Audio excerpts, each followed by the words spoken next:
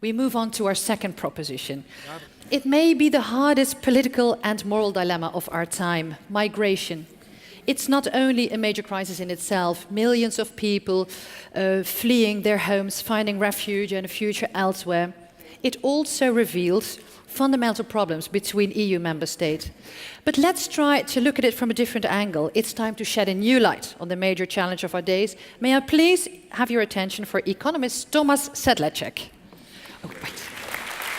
Dit is Thomas Sedlacek. Net als Marcus Gabriel is econoom Thomas Sedlacek bepaald geen laatbloeier. Al op zijn 24e werd hij benoemd als adviseur van de Tsjechische president Václav Havel. Hij vertrok naar de Universiteit van Yale, waar hij verkozen werd tot een van de 5 hot minds in economics. In zijn werk ontleedt hij hoe religie en mythe de economie gevormd hebben.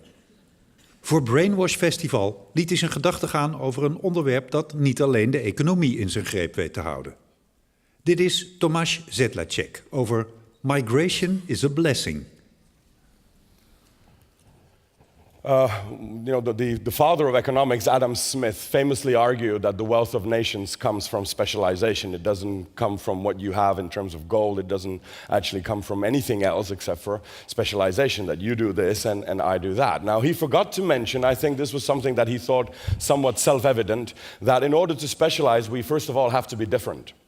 If there is no difference between me and Marcus, for example, then there is no exchange. There is no exchange of goods, there is no exchange of services, there is no exchange even of words, and there is no exchange of thoughts. So you might as well be talking to your own shadow.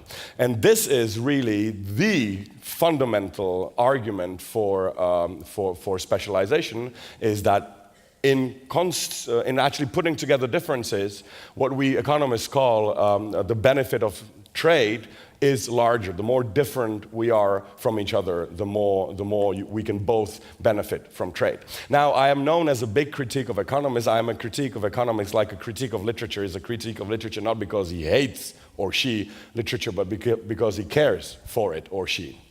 Now, I would give one thing to economics, and that is a magnetic force that can drive cultures together with, I would claim, much stronger force than religion, than art, and perhaps even the cooking festivals when, I get to, taste all the chicken vindaloos and the world has to taste, Czech beer, or let's just call it beer. And these are all nice things, but in the history, we sort of came to this, almost, if you may, you can even refer to it as a cynical principle on which, for example, the whole idea of European Union is built. Nations who trade with each other will not war each other. So I think that in this one respect, in terms of migration and in terms of consolidating differences, economy has a stronger gravity than religion, than culture, and even than art. Now, when I was a small boy, I used to remember I always had fictional friends, but I also had fictional enemies. I think fictional enemies were actually much more frequent in my life because my friends, I had real friends, I didn't have enemies. So I invented them up, and I was, fighting with fictional enemies, and they were jumping from all of the... And the thing about fictional enemies is that they're very dangerous, they're very, very powerful, but it always luckily worked out that it was actually me who won. The chance of you being killed or hurt by a terrorist attack is smaller than you being killed by your own furniture while you're eating peanuts. It's a perfect example of an artificial enemy, which politicians are, and we've heard the word smoke and mirrors. This is a typical example of smoke and mirrors. Create an enemy that is actually not dangerous, and if there is no terrorist attack, it is because I've prevented it, and if there is a terrorist attack, you can see that I was right.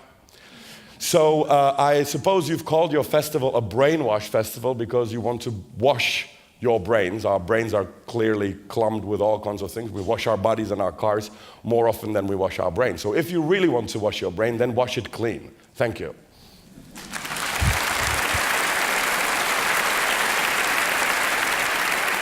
Thank you, Thomas. So yes, migration is a blessing. Susan, Thomas was just saying, according to Adam Smith, differences, diversity is a prerequisite for prosperity, for progress.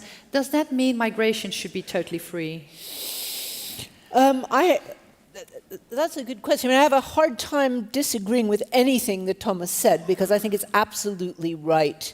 But you're asking me in however many seconds we have left here. 6 minutes, yeah. You're asking me a question that no one has been able to resolve. What I think needs to happen, because we know that migration is going to increase.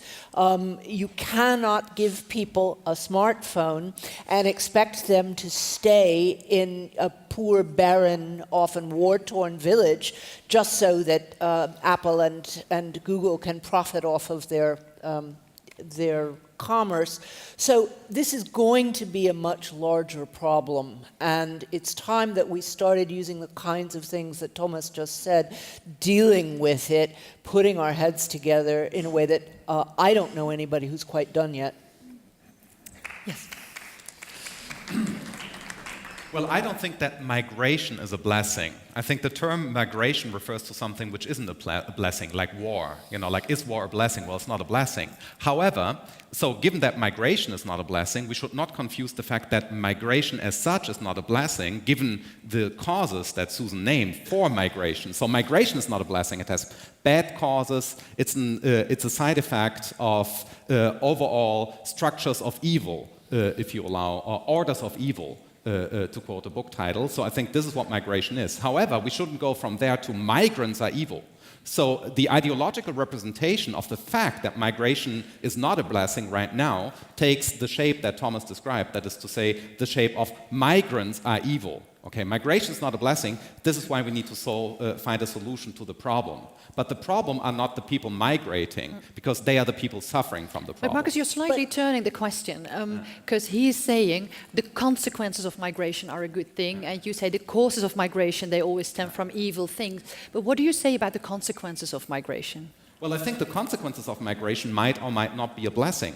What we need to learn, we talked about difference and diversity already. So how do we deal with difference and diversity? Okay, so we think, for instance, and that is a huge fantasy, that our neighbor is more likely to have the same kind of values as we do. For instance, the European values, whatever that is. So, people are easily convinced that their neighbor, who they think looks the right way, probably has European values. What do I know what values my neighbor has? He might be killing children in his basement.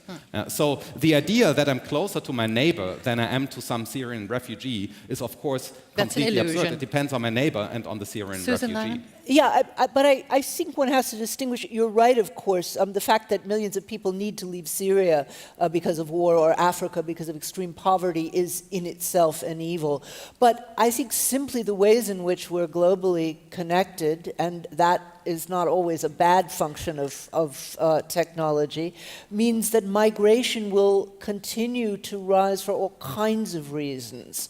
It's already clear to me that things that seemed extraordinarily exotic in my generation seem completely normal to my children. We live in a much more connected world. That's almost a banality. So I don't think that solves any, Angela Merkel going to Africa and promising lots of money if only they'll keep their people home and stop bothering us is also not a solution. But Susan, you're actually saying migration is, you can't avoid it. It's a fact of life with people having smartphones, living in poor circumstances. But does that automatically imply it's a good thing? It doesn't automatically imply it's a good thing, but if you take Thomas's arguments about the importance of difference and the ways in which it enriches our lives, you put those things together, and yes, it is a blessing.